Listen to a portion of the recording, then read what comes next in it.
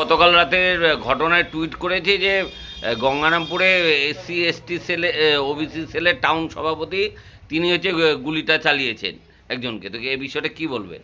দেখেন, আমি আপনাকে বললাম, আমি খোঁজ খবর নিচ্ছি। আমাদের গঙ্গারামপুরের নেতৃত্ব আছে, গঙ্গারামপুর টাউন প্রেসিডেন্ট আছে, গঙ্গারামপুরে আমাদের প্রার্থী আছে। আমি তাদের সঙ্গে একটু কথা বলে জানার চেষ্টা করি। তো অপরাধীদের তৃণমূলে কোনো জায়গা নেই। আমরা আগে ঘটনাটা পুঙ্খানুপুঙ্খ জেনে তারপরে আমি নেতৃত্বের সঙ্গে কথা বলে একটা ব্যবস্থা করা হবে।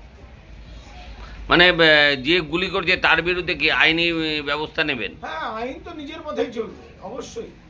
যদি ঘটনা সত্য হয়ে থাকে তাহলে আইন তার নিজের পথে চলবে এবং এখানে তৃণমূল কংগ্রেস কোনো বাধা দানের চেষ্টা করবে না। কিন্তু আমাকে সবার আগে জানতে হবে, আমাদের গঙ্গারামপুরের প্রার্থী আছে, আমার গঙ্গারামপুরের টাউন প্রেসিডেন্ট আছে, ওয়ার্ড প্রেসিডেন্টরা আছে। তাদের কাছ থেকে আমি ঘটনার পুঙ্খানুপুঙ্খ বিবরণ শুনে নেই, জেনে নেই। তারপরে আমি নেতৃত্বের সঙ্গে উচ্চ নেতৃত্বের সঙ্গে কথা বলে একদম যথাযথ ব্যবস্থা নেওয়া হবে।